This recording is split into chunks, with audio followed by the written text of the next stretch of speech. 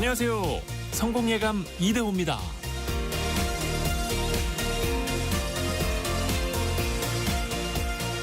아침은 먹는 둥 마는 둥, 점심에는 허겁지겁 편의점 도시락을 비우고 저녁에는 배달앱을 켜고 소파에 눕습니다. 항상 다이어트는 내일부터, 운동은 다음 주부터, 마음만으로 시작되죠. 지금은 바쁘니까, 여유가 없으니까. 시간과 에너지가 한정돼 있으니 무엇인가를 포기해야 하는데 하필 그게 건강입니다. 나의 가장 소중한 자산을 헐값에 팔아넘기는 셈이죠. 모든 목표와 욕구의 끝에서도 우리에게 정말로 필요한 건 단 하나일지 모릅니다. 서구권에 이런 속담이 있다고 합니다. 건강한 사람에게는 수많은 소원이 있지만 병든 사람에게는 단 하나의 소원만 있다. 성공예감 이대호입니다. 출발합니다.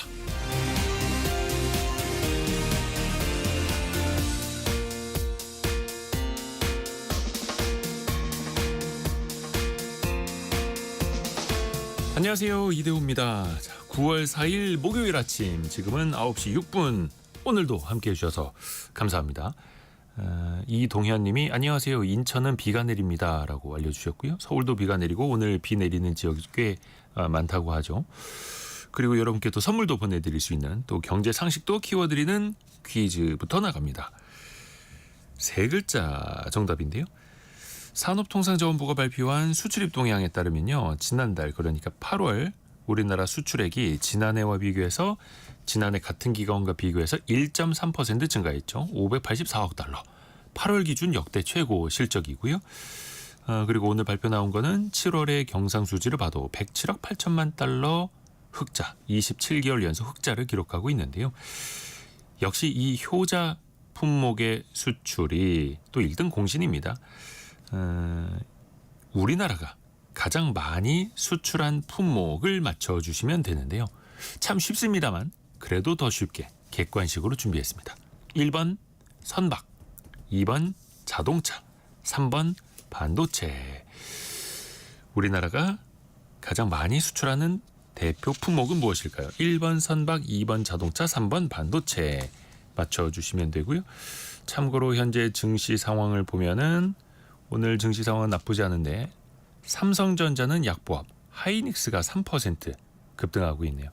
이 두 회사가 주력으로 제조하고 있는 것이 있지요. 짧은 문자 50원, 긴 문자 100원이 드는 샵9730, 또 KBS 콩으로 참여해 주시면 되고요.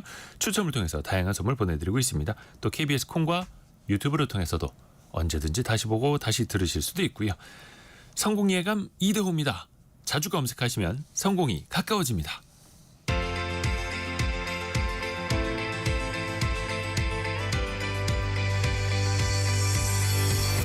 KBS 1라디오 성공예감 이대호입니다.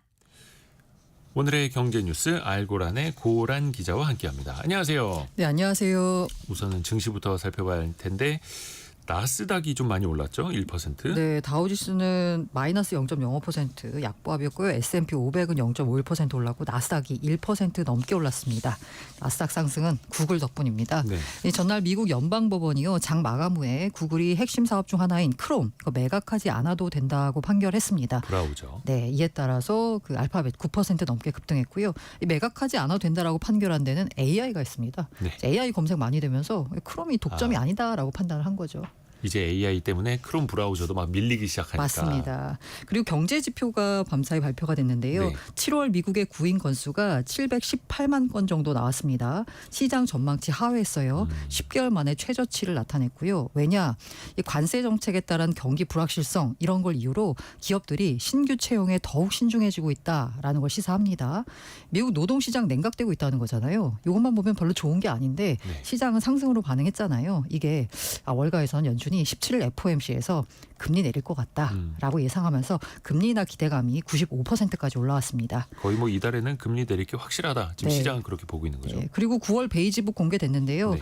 여기에서 좀 인상적이었던 내용이 많은 가게의 임금 상승이 물가 상승을 따라잡지 못하고 있다. 그래서 소비자 지출이 보합 또는 감소세를 보인 것 같다라고 했습니다. 이걸 보면서 우리나라도 이런데 임금 상승이 물가 상승 못 따라가는데 라는 생각이 들었습니다. 그렇죠. 참고로 우리 증시는 현재 코스피가 0.4% 오른 3197.99, 코스닥은 0.95% 올라서 804선까지 800포인트를 회복을 했네요. 그리고 저희가 종종 전해드립니다만 대체 거래소 있잖아요. 넥스트레이드. 오전 8시부터도 거래가 가능한. 그런데 이쪽의 거래 비중이 높아지면 그거 15%못 넘게 하는 규정 때문에 일부 종목들의 거래를 그냥 일방적으로 중단하는 그런 일이 있었잖아요. 네. 좀 개선 방안을 이제 정부가 마련한다고요. 예, 애초에 너무 이제 넥스트레이드로 좀 쏠리게 되면은 시장 구조 자체가 조금 흔들릴 수 있으니까 애초에 만들어질 때부터요. 시장 전체 거래 한도가 한국 거래소 원래 있었던 KRX죠. 이거의 15%, 종목별 거래 한도가 30% 미만으로 유지해야 된다라는 조건이 있었어요. 그런데 이 예상보다 투자자들 수요가 많이 몰리면서 이 거래 한도에 걸린 종목이 무려 73%에 달했다라고 합니다. 네. 그래서 금융위가요. 앞으로 1년 또는 개선 방안 시행 가운데 먼저 도래하는 시기까지 이를 한시적 제한적으로 유예하기로 했습니다. 다시 말해서요. 투자자들은 앞으로도 이전과 같이 넥스트레이드 이용할 수 있다라는 의미입니다. 그러게요. 조금 더 이제 개선이 되는 흐름들. 그리고 이거는 좀 임시 방편일 수도 맞습니다. 있는데 네. 근본적인 제도도 잘 설계를 해놔야겠죠. 그리고 기획재정부가 장기 재정 전망을 발표했는데 미래로 가면 우리의 재정이 어떻게 될까? 40년 뒤에는 국가 채무 비율이 150%까지 올라간다고요? 156.3%인데요. 예. 이 장기 재정 전망 이게 국가재정법에 따라서 5년에 한 번씩 향후 40년간 네. 장기 재정 전망을 하고 그 내용을 국회에 보고해야 합니다. 이거 왜 하냐?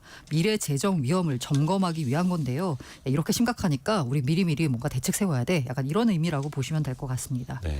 그래서 올해 GDP 대비 국가 채무 비율 49%입니다.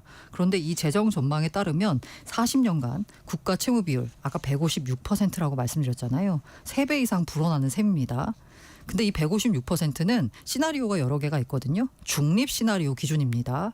최악을 가정하면 173%까지 급증한다라고 합니다. 그런데 이게 5년마다 하니까 직전에 한 게 2020년 장기 재정 전망이잖아요. 네. 여기에서 정부가 그러니까 2020년에 40년 뒤니까 2060년이 되겠죠. 네. 2060년 국가 채무 비율 80%로 예상했어요.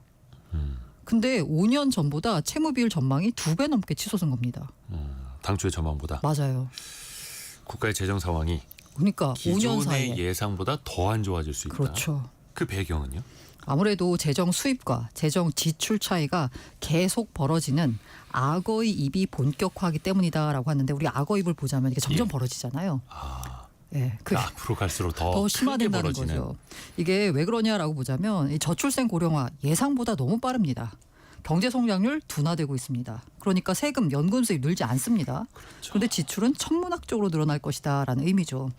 실제로 봤더니 65년 기준으로 65세 이상 고령화 비율 46%. 네, 올해보다 2배 이상 급증이 예상됩니다. 그리고 만 15세에서 64세 생산 연령 인구가요. 1,864만 명, 올해 절반 수준으로 줄어들 거다라고 예상이 되고 있습니다. 이러다 보니까 GDP 대비 의무 지출 비율 65년에 23%까지 급증합니다. 그러니까 사람으로 따지면 잠깐 아프고 다시 나을 수 있는 게 아니라 구조적으로. 그냥 체질, 체력 자체가 쭉 떨어져 가는 건데요. 국민연금도 또 당연히 걱정이 될 수밖에 없는 거고요. 네, 48년에 적자 전환이 예상되고요. 64년에 소진될 것으로 보입니다. 그런데 제가 아까 2020년 5년 전에 국가 채무 비율 같은 경우에 확 안 좋아졌다라는 말씀드렸잖아요. 네. 그런데 국민연금의 경우에는 2020년 전망보다 적자 전환이나 고갈 시점이 각각 7년, 8년 늦춰졌습니다. 이건 그럼 상황이 안 좋지만 그래도 나아진 거잖아요. 왜 나아졌을까를 보자면 3월에 연금 개혁 법안 네. 이거 국회 통과됐잖아요. 그래서 개혁안에서는 소득 대체율을 올리고 보험료율을 올렸습니다. 그러다 보니까 적자 전환 고갈 시점이 각각 좀 많이 걷는다는 거잖아요. 네. 뒤로 조금 밀렸습니다. 그래서 기획재정부가 강조한 건 뭐냐면요. 구조 개혁이 없다면 이 발생할 수 있는 재정 위험이 이렇게 크다라고 하면서 그런 다시 말하면 구조 개혁이 필요하다라는 거겠죠. 경제협력개발기구 OECD가 고령자와 여성 고용을 늘리는 구조 개혁을 실행하면 채무 비율을 65%까지 떨어뜨릴 수 있다라고 전망을 내놨거든요. 네. 그러니까 우리도 구조 개혁이 필요하다라고 봐야 되겠죠. 국민연금뿐만 아니라 건강보험 역시 재정 우려 계속 나오고 있잖아요. 이건 더 심각한 것 같아요. 내년부터 적자입니다. 33년에 준비금이 소진되고요. 노인 장기 요양보험 같은 경우 역시 내년부터 적자 전환한 뒤에 30년에 준비금 바닥납니다. 이 반면에 산재보험, 고용보험 같은 경우는 장기적으로 안정세를 취하는데요. 65년 GDP 대비해서 각각 0.26%, 0.18% 흑자가 예상됩니다. 그럼 산재보험, 고용보험 괜찮은데 왜 건강보험 그리고 노인 장기요양보험 이렇게 힘드냐를 보자면요. 역시 문제가 구조가 악화되어 있기 때문인데요. 그래서 개편을 해야 된다라는 거고요. 그럼 어떻게 개편할까라고 보자면 일단 건강보험 같은 경우에는 보험료를 먼저 설정을 하고 진료 수가 등을 산정하는 방식의 구조 개편이 필요하다는 겁니다. 그러니까 수입을 먼저 만들고 그다음에 나갈 거를 결정하자라는 거예요.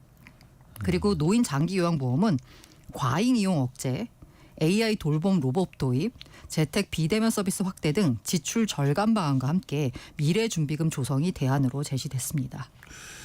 최근에도 보면은 내년도 건강보험료 1.48% 올린다고 발표는 났습니다만 기존에도 보면 건강보험으로 더 받으실 수 있는 혜택이 늘어납니다라는 소식은 많이 전달해 드렸지. 기존의 건강보험으로 우리가 이용하던 걸 못 이용하게 됐습니다라는 소식은 거의 없었지 않습니까? 네. 그러니까 당연히 지출이 계속 늘어나는 거고 인구 구조도 그렇고요. 또 그 도수 치료나 임플란트 같은 이른바 그 비급여 되는 것들도 그렇고 병원마다 이게 또 가격 차이가 천차만별인 것도 또 계속해서 이것도 우리가 풀어야 할 숙제예요. 사실 비급여 진료 항목 같은 경우에는 건강보험이 적용되지 않습니다. 환자가 비용을 전액 부담해야 돼요. 그러다 보니까 이제 의료기관이 자율적으로 가격을 정하거든요.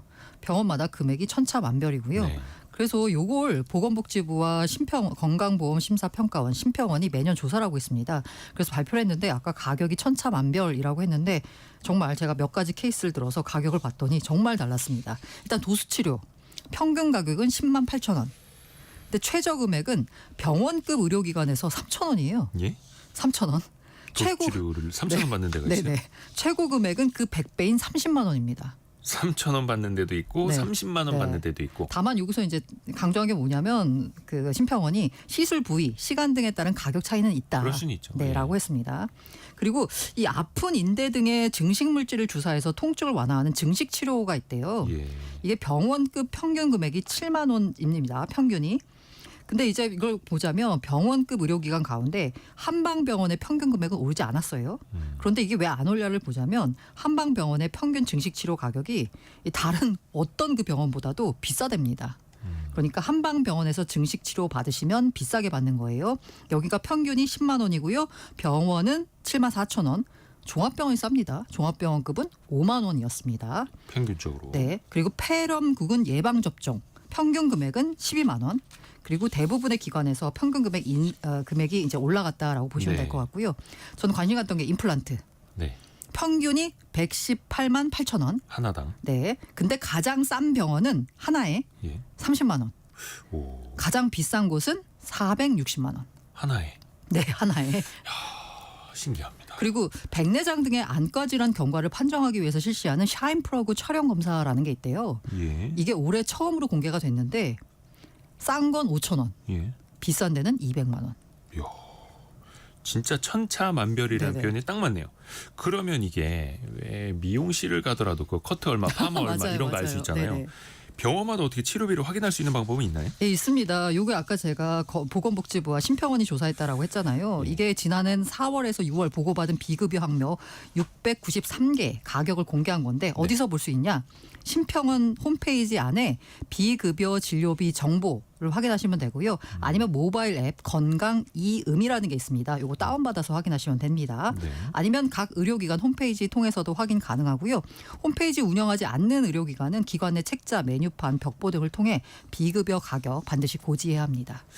자, 그리고 일본이 주도하는 그 CPTPP라는 게 있습니다. 이 말도 참 어려워요. 포괄적, 점진적, 네네. 환태평양 경제 동반자 협정. 이거 저 잘 못 외우거든요. 맞아요, 맞아요. 일종의 큰 구역의 뭐 FTA 뭐 이런 거기도 한데 우리나라가 여기 가입하는 걸 다시 추진해요. 어제 정부 회의에서요. 미 관세 협상 후속 지원 대책 가운데 하나로 유사 입장국 간 경제 동맹 네트워크 확보 차원에서 CPTPP CPTPP. 이거 바로 이게 어렵게 만드는 겁니까? CPTPP 가입을 검토하겠다라는 얘기가 예. 나왔습니다. 근데 여기서 유사 입장국이잖아요. 이게 대미 무역 협상의 애로를 겪는 일본을 의미합니다. 우리나라랑 처지가 비슷한 나라들. 맞아요. 이재명 대통령도 지난달에 뭐 진지하게 요거 가입 논의해야 된다라는 이제 얘기를 했고요. 네, CPTPP 이게 일본 주도로 18년 출범한 다자간 FTA입니다. 일본 외에 영국, 캐나다, 호주 등 12개 국가가 회원으로 가입돼 있고요. 문재인 정부 시절이 21년에 CPTPP 가입 검토 방침을 처음으로 공식화했습니다. 네. 그러면은 여기에 가입을 하면 뭐 어떤 효과가 생긴다는 거예요? GDP가 한 0.38%포인트 오른 것으로 기대하고 있어요. 이게 다자간 무역협정이잖아요. 다자간 FTA. 네. 그래서 FTA 미체결국이 여기 가입국 중에 멕시코, 일본이 있습니다. 여기서 아마 우리가 이득을 볼 수 있지 않을까라고 하고 있고요.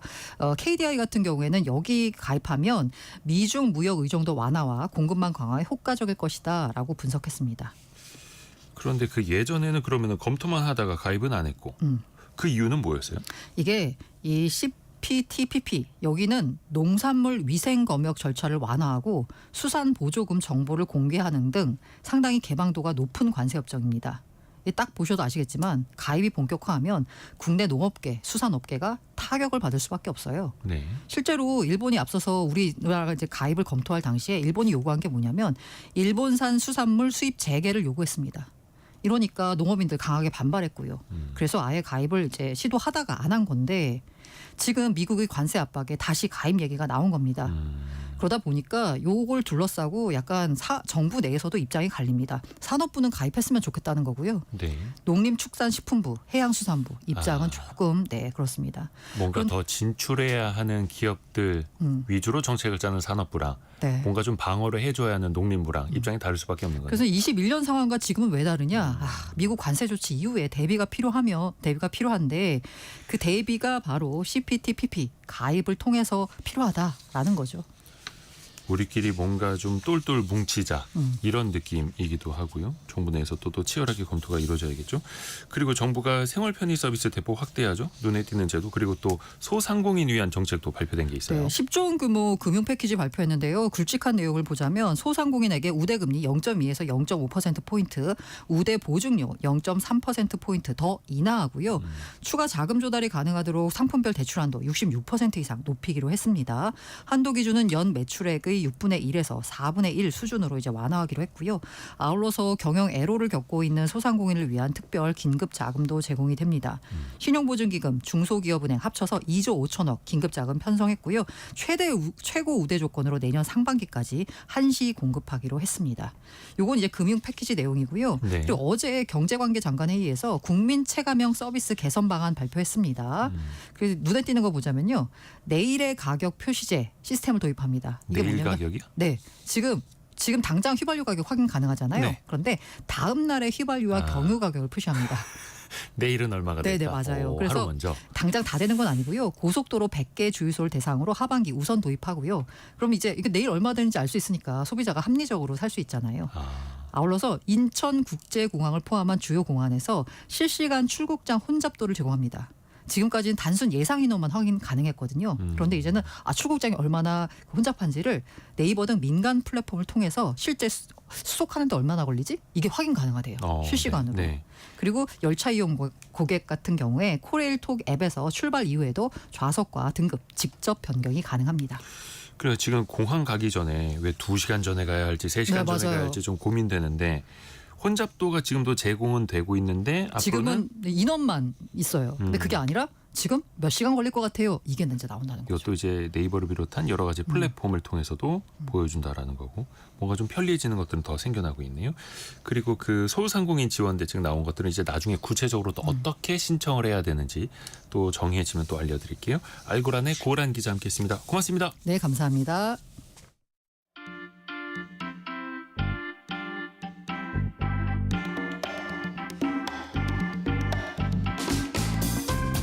지금 여러분께서는 KBS 일라디오 성공예감 2대호입니다를 듣고 계십니다. 프로그램에 참여하신 청취자 여러분께는 추첨을 통해 아름다운 식탁 창조 주비푸드에서 뿌리 담은 리얼 생와사비를, 쉽고 빠른 판촉물 제작 시너지 기프트에서 고속 충전 마우스패드를, 그리고 성공예감에서 준비한 커피 쿠폰을 보내드립니다. 당첨자는 성공예감 이대호입니다 홈페이지에서 확인하세요.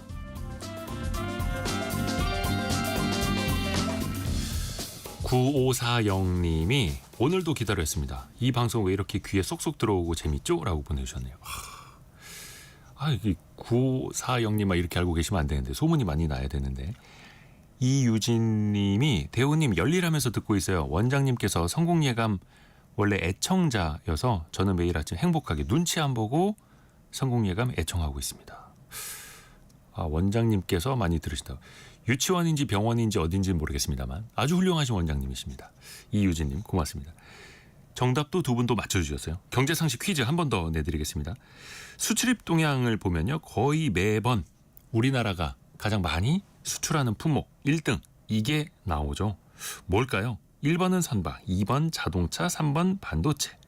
1번 선박 그러니까 조선, 2번 자동차, 3번은 반도체.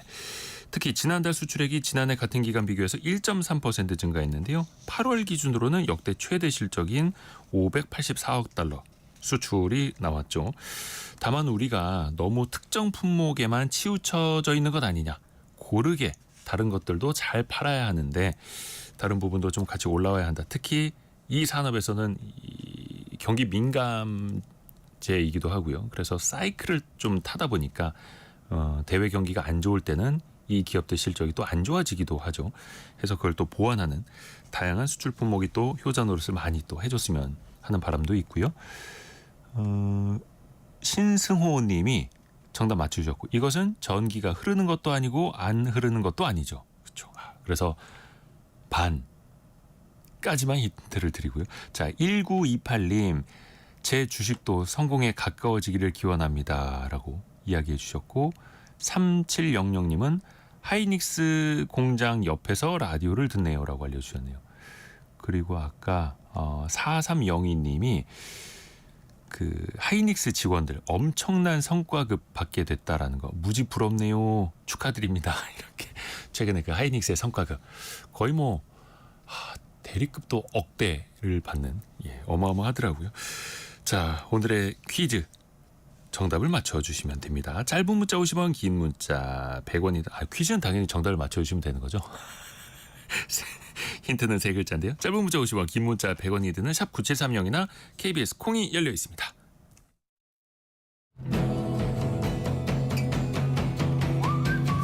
오늘의 움직임에 주목하고 세상의 흐름을 놓치지 않습니다. 여러분의 내일을 응원하며 성공의 열쇠를 함께 찾아갑니다. 성공예감 이대호입니다. 대한민국 소비시장의 변화를 살펴보는 시간 트렌드 팔로우입니다. 서울대 소비자학과 한다희 박사와 함께합니다. 안녕하세요. 안녕하세요. 오늘은 마케팅 트렌드를 알려주신다고요? 네, 맞습니다. 2025년 상반기만 해도 기존의 틀을 깨고 우리 소비자들에게 더 가까이 다가가려는 시도들이 눈에 띄게 늘었는데요.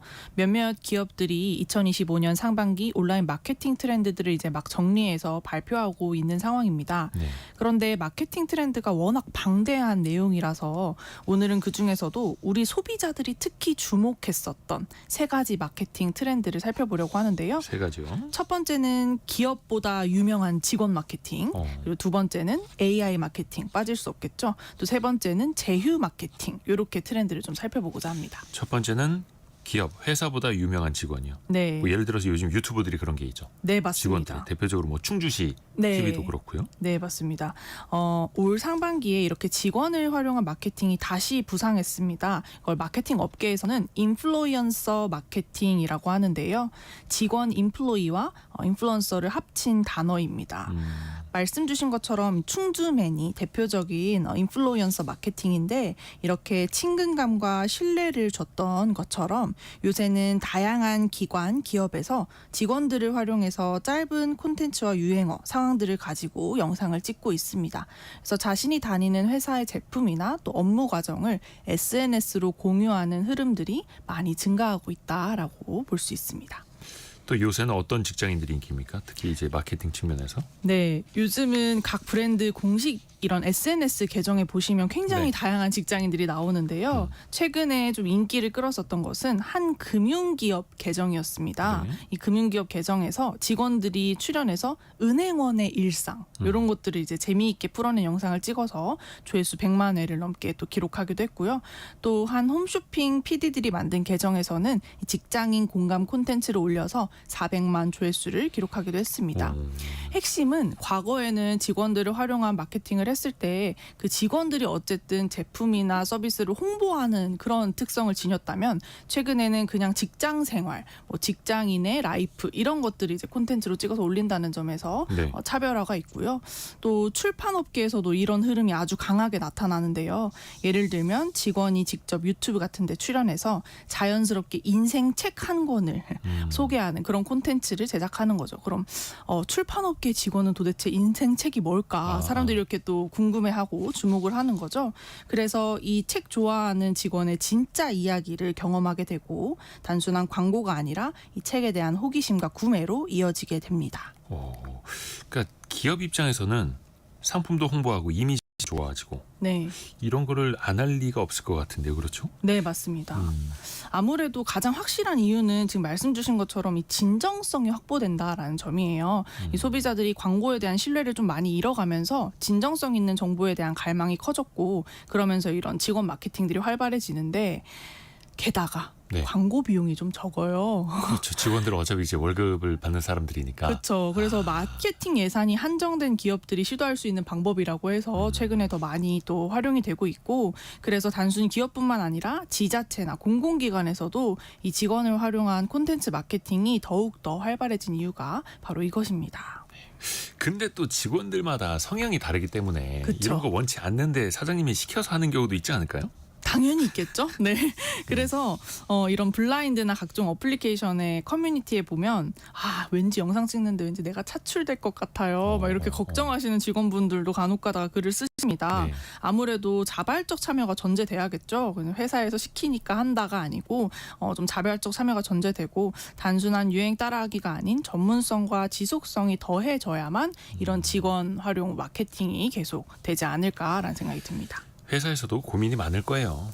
다른 회사들도 유튜브 같은 거 잘해가지고 막 그쵸. 그냥 거의 홍보비 줄여가면서도 홍보가 더 잘 되는데 그렇죠. 그래서 사장님들이 야 너 말 잘하니까 네가 좀 해봐라 막 이렇게 하고 압박이 되죠. 또 마케팅 분야에서 요즘에 AI를 빼놓을 수가 없어요. 네, 특히 상반기에 가장 중요한 또 변화의 흐름이 AI 마케팅이 아주 급증했다 하는 건데요. 최근에 큰 특징은 기계적인 느낌이 많이 없어지고 친근함을 강조한 AI 마케팅이 늘고 있다는 겁니다. 예전에는 사실 AI 마케팅이라고 하면 뭔가 좀 차갑고 기계적인 이미지 때문에 거부감이 많았는데 최근에는 분위기가 완전 180도 달라졌습니다. AI를 인간적으로 친근하게 활용하는 방식이 주목을 받고 있는데요. 대표적인 사례가 저도 굉장히 재밌게 봤었던 사례인데 AI로 할머니가 등장하는 영어 상황극을 만든 콘텐츠입니다. AI 할머니. 네, 그래서 한 영어 교육 전문 기업에서 제작한 시리즈인데요. AI로 구현된 할머니와 영어 선생님이 함께 대화를 하면서 그 상황에 맞는 영어식 표현을 알려주는 그런 콘텐츠입니다. 소재 자체는 굉장히 단순한데 이 할머니의 특유의 구수한 말투가 AI로 잘 또 나타나면서 예상치 못한 유머가 함께 더해져서 소비자들이 엄청나게 열광을 했어요. 그래서 일부러 그 콘텐츠를 보려고 또 500만, 600만 조회수에 이르길 정도로 폭발적인 반응을 얻었고요. 이 근래 본 AI 영상 중에 불쾌함이 없고 가장 괜찮다라는 반응이 이어졌습니다. 그래서 인간적인 캐릭터로 AI 콘텐츠를 만들면 훨씬 더 소비자들에게 다가갈 수 있다라는 걸 보여준 좋은 사례입니다. 요즘 진짜 그 AI로 영상까지 만드는 시대다 보니까 네. 그런 것도 많이들 도전을 하더라고요. 맞습니다. 뭐 예를 들어서 왜 ASMR이라고 그 소리 들려주는 콘텐츠도 뭔가 합성된 AI 이미지랑 그 소리를 또 같이 보여주고 들려주기도 하고 네. 이런 것도 그 마케팅이랑 어떻게 연결할 수 있을까요? 네, 아무래도 광고 같지 않은 광고로 이런 ASMR 콘텐츠가 많이 보여지는데요. 저희도 지금 그 유튜브를 네. 통해서 그 영상 같이 보여드리고 있습니다. 같이 네. 보시면 더 좋아요. 네. 지금 나오고 있나요? 네. 네네. 그 좀 전반적으로 힐링할 수 있는 콘텐츠 AI가 접목되면서 이런 새로운 흐름을 만들어내고 있는데 뭐 투명한 유리로 된 사과, 오렌지, 수박 같은 과일을 칼로 써는 이런 유리 과일 자르기 ASMR 같은 것들이 과일인데 유리 모양인. 네네. 근데 그게 썰리면서 또 특유의 소리가 나는. 맞습니다. 신기합니다. 그래서 요즘 젊은 세대들이 많이 듣는 ASMR을 이렇게 접목한 AI 콘텐츠들이 많이 등장하는데 아무래도 음료수 브랜드, 화장품 브랜드들에서 이런 콘텐츠를 활용을 해서 또 마케팅을 하고 있고요. 또 AI 키보드로 타자 치는 영상 같은 것도 있는데요. 예를 들면 평범한 키보드 자판을 수박 같은 걸로 구현을 해가지고 누르면 수박 누르는 것처럼 서걱서걱 소리가 나는데 또 키보드인 이런 식의 AI가 구현할 수 있는 영상들이 그 나오는 영상도 거죠. AI가 만들어낸. 네, 맞습니다. 그래서 그런 키보드를 시각화해서 영상을 만드는 이런 콘텐츠들이 요즘 많이 증가하고 있습니다.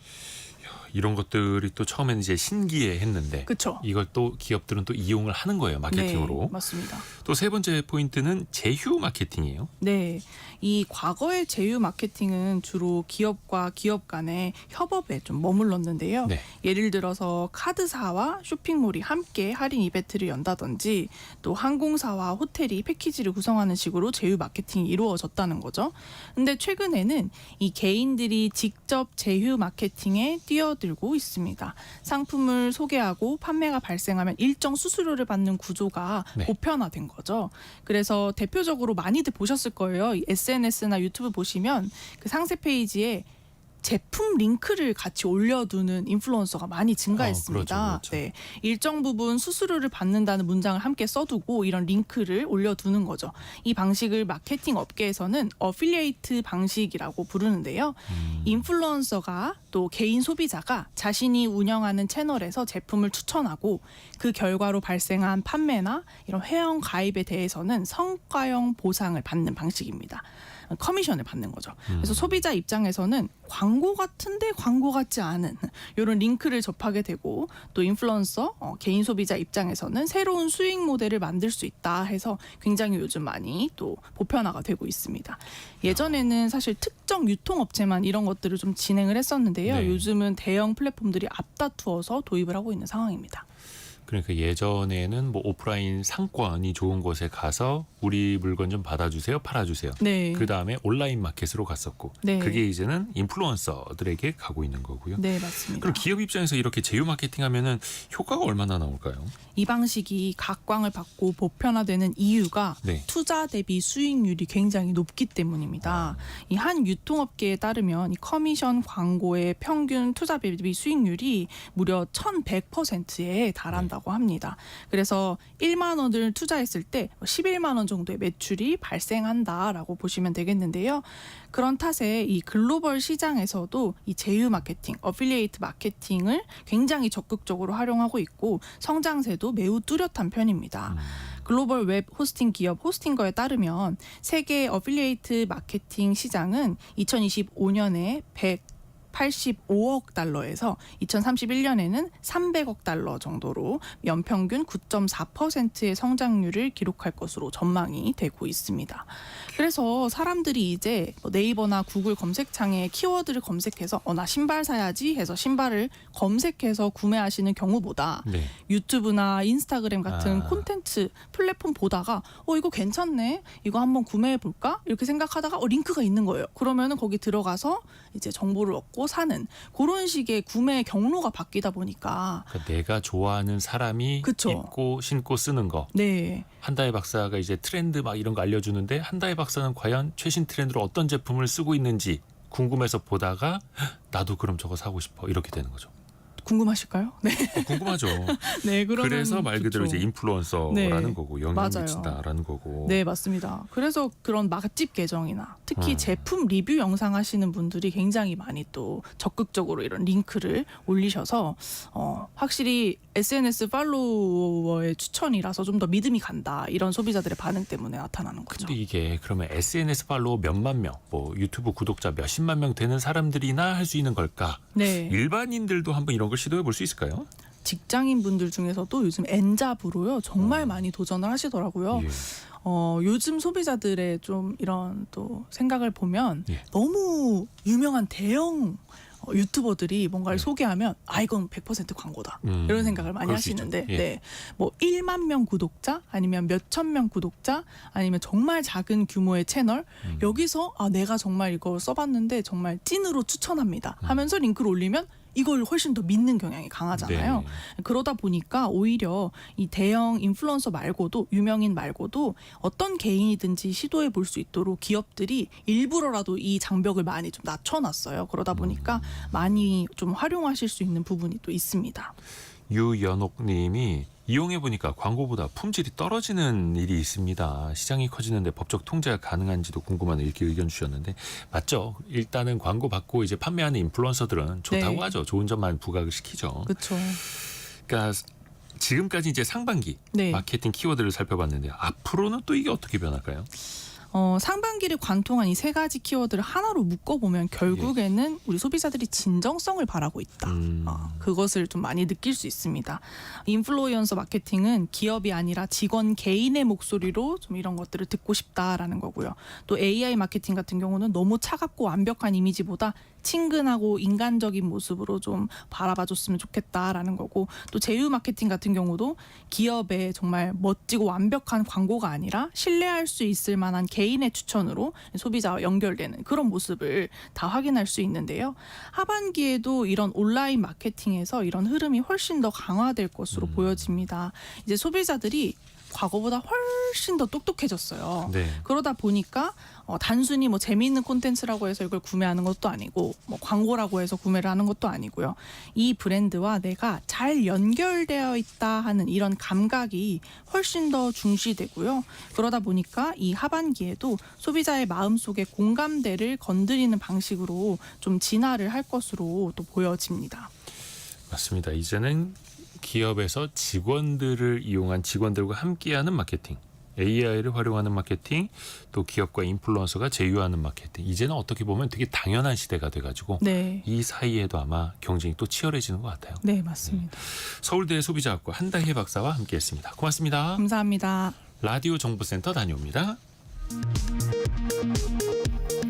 어제 중국 베이징에서 열린 중국 전승절 80주년 기념 열병식에서 북중러 정상이 66년 만에 한자리에 나란히 섰습니다. 중국은 무력 시위를 하듯 최신형 무기 체제도 대거 선보였습니다. 지난달 우리나라 경상수지가 7월 기준 역대 최대 흑자를 기록하며 27개월 연속 흑자를 이어갔습니다. 한국은행은 지난달 경상수지가 107억 8천만 달러 흑자를 기록했다고 발표했습니다. 민주노총이 국회가 주도하는 사회적 대화에 참여하기로 결정했습니다. 1999년 2월 노사정위원회를 탈퇴한 지 약 26년 만에 노사정 논의 테이블에 복귀합니다. 연체 없이 대출을 갚고 있는 소상공인을 위해 금리 부담을 덜고 대출 한도를 올리는 상품들이 출시됩니다. 금융위원회는 금리 인하 요구권도 쉽게 신청이 가능하게 하고 개인 사업자들의 온라인 대출 갈아타기도 도입하기로 했습니다. 지금까지 라디오 정보센터 뉴스 정원나였습니다.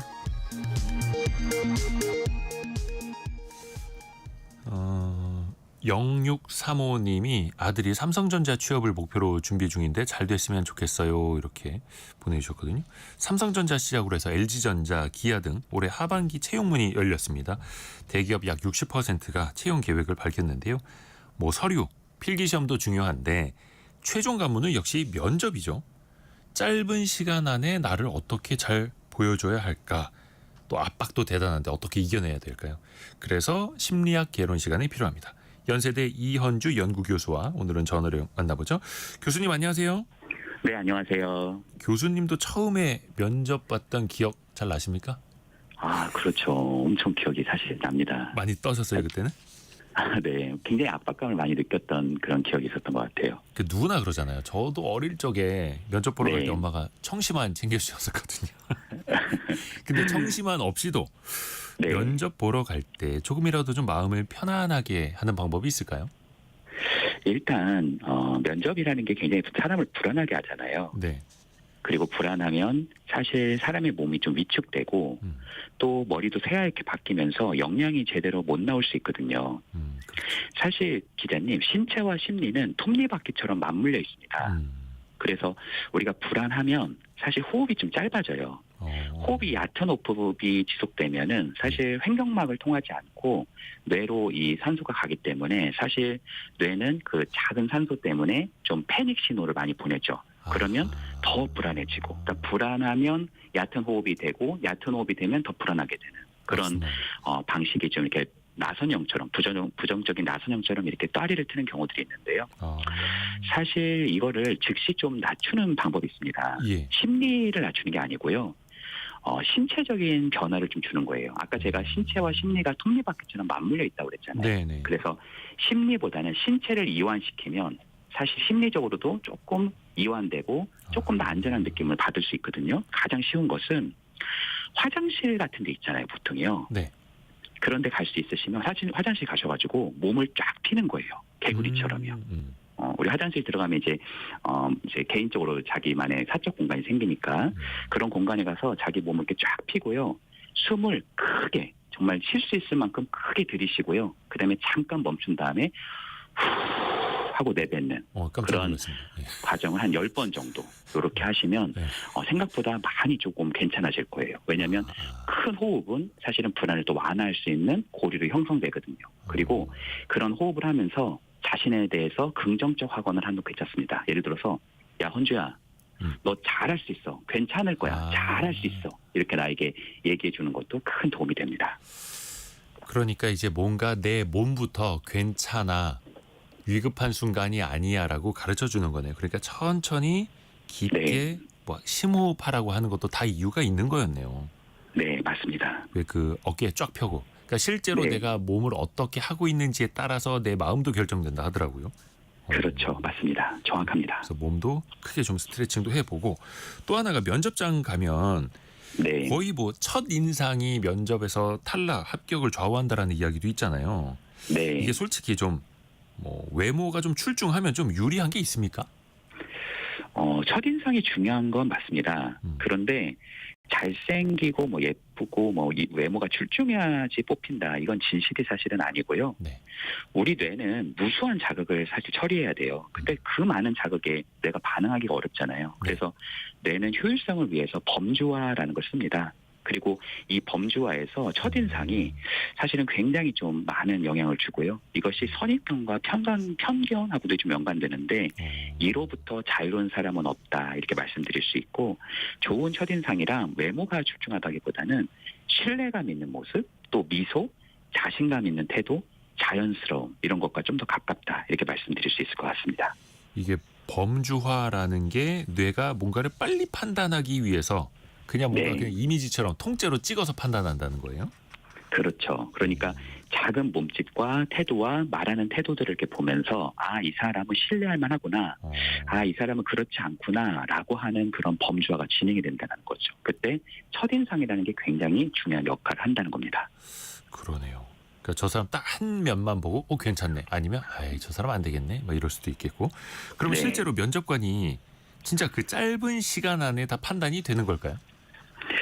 사실요, 이게 사람이 면접관뿐만 아니라 사람이라는 그런 존재 자체가 좀 그런 면이 있는데 이게 연구에 따라 좀 다르긴 하지만 약 7초에서 30초 이 정도 사이에 능력 있어 보인다, 친근하다, 신뢰할 수 있다와 같은 판단이 이루어지는 경우가 상당히 많습니다. 이거를 개념으로 보면 thin slicing이라고 해서 얇게 베어내기라고 부릅니다. 그러니까 얇은 면을 보면서 우리가 그 사람을 좀 판단하는 경향이 높다라는 거죠. 다만 첫인상이 면접의 분위기를 형성하지만 사실 최종 합격은 사실 첫인상만 갖고 되는 건 아니고요. 직무의 적합성이나 답변 내용, 경력 등이 더 영향을 미칠 수 있어요. 그럼 첫인상이 왜 중요한 거냐?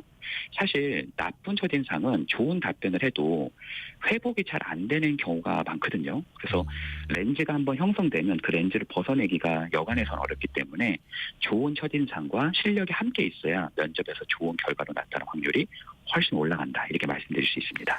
그래서 좋은 첫 인상을 주기 위해서 좀 그래도 신경을 써야 한다라는 거네요. 맞습니다. 첫 인상부터 나쁘게 찍히면 안 되니까. 그래서 네. 막 면접 볼 때 옷 헤어스타일뿐만 아니라 뭐 표정, 눈빛, 자세 이런 것도 연습하고 들어가잖아요. 네. 이런 것도 그러면 내 심리에 따라서 영향을 주거나 영향을 받을 수 있는 거예요?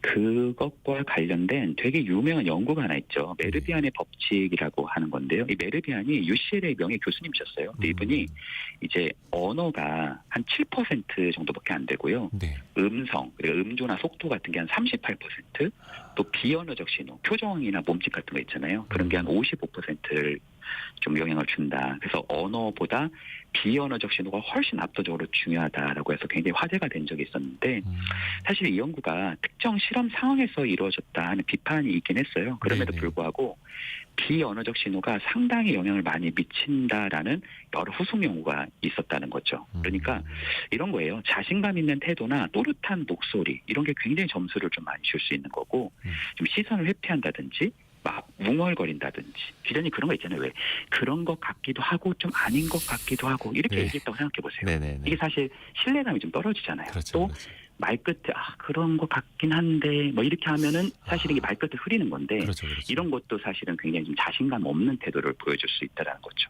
그래서 그런 그래서- 것도 미리 또 연습하면 좋고. 네, 맞습니다. 그러게요. 그리고 또 하나가 이제 면접장 들어가면 뭐 사람 네. 편하게 해주시는 면접관들도 있는데 가끔 네. 정말 무표정하고 차가운 네. 막 얼음 같은 사람들이 있거든요. 막 삐딱한 태도로 뭔가 진짜 네. 압박을 줄 수밖에 없는 그런 면접관 분들이 간혹 계세요. 그럴 네. 때 앞에 서면은 자신감이 많이 떨어질 수밖에 없잖아요. 어떻게 좀 네. 정신을 차리면 좋을까요? 압박이 막 다가올 때는 그 압박에 바로 대응하지 않는 게 좋습니다. 그러니까 질문이 막 속사포처럼 있잖아요. 예. 왜 이렇게 쓸데없는 경력을 많이 쌓았죠? 막 이런 질문들이 있을 수 있단 말이에요. 예. 그럴 때 거기에 바로 대응하기보다는 항상 한숨을 쉬고 얘기해 본다. 그러니까 한숨 쉬라는 게 아니라 숨을 한번 쉬고 얘기해 본다. 아, 그러니까 면접관 앞에서 막 푹푹 한숨 쉬면 큰일 나죠. 그건 아니고. 예.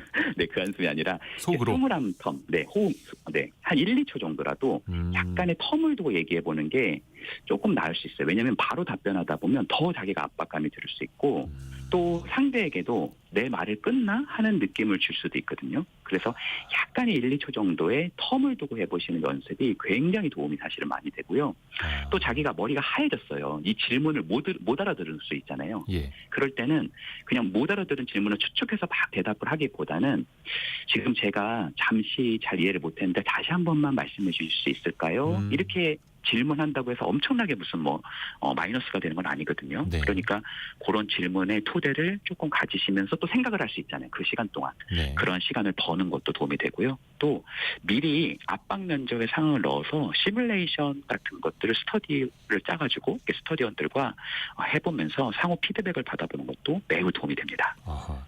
그렇죠. 면접도 같이 또 연습을 해봐야 하는 거고.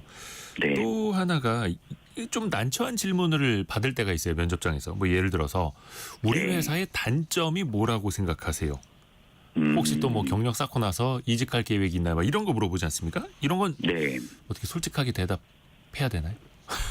난처한데. 사실 이게 진짜 궁금해서 물어보는 경우도 있겠지만 예. 대부분은 이 사람이 이 질문에 대해서 어떻게 대처하는지를 보려고 이 질문하는 경우들이 많거든요. 네. 그래서 사실 이 사람이 이 질문에 대해서 어떻게 이걸 지혜롭게 풀어나가는지를 사실은 모니터링하고 있을 가능성이 굉장히 큽니다. 그래서 단점을 나열해 보세요라고 할 때는 진짜 단점만 딱 얘기하기보다는 단점도 얘기하고 또 장점도 얘기하고 또 자신이 그 안에서 어떻게 기여할 수 있는 것들을 다 통합해서 얘기해 보면 훨씬 네. 풍성한 답변이 될 수 있고요.